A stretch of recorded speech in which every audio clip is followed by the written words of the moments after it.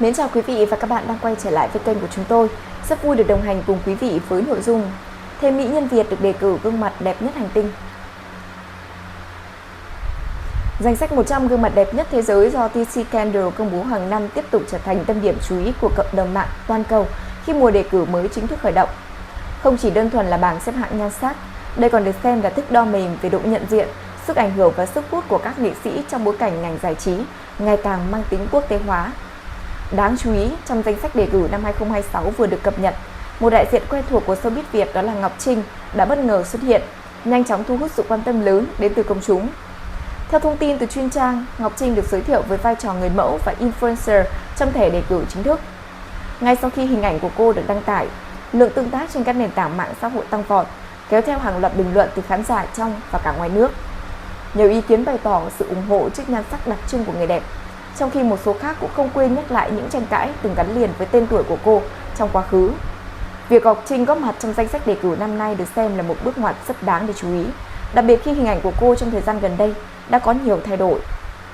Từng được mệnh danh là nữ hoàng nội y, Ngọc Trinh nổi bật với phong cách gợi cảm, táo bạo và cũng không ngại phô diễn lợi thế về mặt hình thể. Sở hữu làn da trắng, gương mặt thanh tú cùng vóc dáng nóng bỏng, cô từng thiết lập một hình tượng riêng biệt trong làng giải trí Việt Nam, có phần định hình tiêu chuẩn sexy trong một giai đoạn nhất định. Ở thời kỳ đỉnh cao, tên tuổi Ngọc Trinh phủ sóng rộng rãi từ các sàn diễn thời trang đến cả mạng xã hội. Cô thường xuyên xuất hiện trong những bộ trang phục cắt xẻ táo bạo, tạo nên hình ảnh mang tính nhận diện cao. Tuy nhiên, chính phong cách này cũng khiến cho cô nhiều lần trở thành tâm điểm của các cuộc tranh luận trái chiều trên mạng, khi ranh giới giữa cá tính thời trang và sự phản cảm luôn là đề tài gây tranh cãi. Sau những biến cố cá nhân gây xôn xao dư luận, hình ảnh của Ngọc Trinh có thời điểm bị chững lại. Song đây cũng được xem là giai đoạn chuyển mình rất đáng chú ý của người đẹp sinh năm 1989.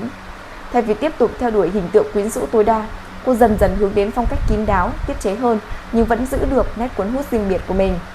Sự thay đổi này thì không chỉ thể hiện qua cách ăn mặc, mà hơn hết là còn trong cách cô xuất hiện trước công chúng, với hình ảnh trầm tĩnh và cũng ít ồn ào hơn. Một trong những điểm khiến cho khán giả chú ý đó là việc Ngọc Trinh thẳng thắn chia sẻ về sự thay đổi mặt ngoại hình. Từng gắn liền với số đo vòng eo 56 cm nổi tiếng, cô này thừa nhận đã tăng cân và không còn thể nào duy trì được chỉ số này nữa. Điều này từng được xem là không tưởng đối với hình ảnh hoàn hảo mà cô xây dựng trong suốt nhiều năm. Tuy nhiên, chính sự cởi mở này lại nhận được phản hồi tích cực từ một bộ phận công chúng, khi họ cho rằng diện mạo mới giúp cho cô trông khỏe khoắn, tự nhiên và cũng gần gũi hơn. Không chỉ thay đổi riêng về mặt ngoại hình, cách xây dựng hình ảnh cá nhân của Ngọc Trinh cũng đã có sự điều chỉnh đáng kể. Cô hạn chế xuất hiện trong các thị phi, đồng thời tập trung nhiều hơn vào việc phát triển bản thân và các hoạt động cá nhân và công việc riêng. Điều này có phần tạo nên một góc nhìn mới từ phía công chúng, khi hình tượng của cô thì không còn bị đóng khung trong định nghĩa gợi cảm gây tranh cãi như trước đây nữa. Sự xuất hiện của Ngọc Trinh trong danh sách đề cử của năm 2026 cũng đặt cô vào cuộc đua với nhiều nghệ sĩ quốc tế nổi tiếng, đồng thời tiếp tục nối dài danh sách các đại diện Việt Nam góp mặt trong bảng xếp hạng này. Trước đó thì loạt gương mặt quen thuộc của Vbiz như Linh Ca, Anh Tú Atos, Nguyễn Cao Kỳ Duyên, Đoàn Thiên Ân, Sơn Tùng MTP, Thúy Ngân, Hùng Huỳnh và Jack cũng đã được xướng tên trong các đợt đề cử trước đó. Theo TC Candle, tiêu chí lựa chọn không chỉ dừng lại ở vẻ đẹp ngoại hình mà còn bao gồm nhiều yếu tố như mức độ nổi tiếng trên toàn cầu, thành tựu trong lĩnh vực hoạt động và hình ảnh trước công chúng. Thực tế cho thấy, việc các nghệ sĩ Việt liên tục xuất hiện trong danh sách đề cử này những năm gần đây đã phần nào phản ánh được sự mở rộng ảnh hưởng của Vbiz trên bản đồ giải trí quốc tế. Dù vẫn chưa thể so sánh được với quy mô với các thị trường lớn như Hàn Quốc hay Mỹ, nhưng sự góp mặt ngày càng nhiều hơn của các gương mặt Việt Nam trong các bảng xếp hạng toàn cầu vẫn được xem như là tín hiệu vô cùng tích cực. Vừa rồi là những thông tin mới nhất được cập nhật trên kênh của chúng tôi. Cảm ơn quý vị đã quan tâm theo dõi.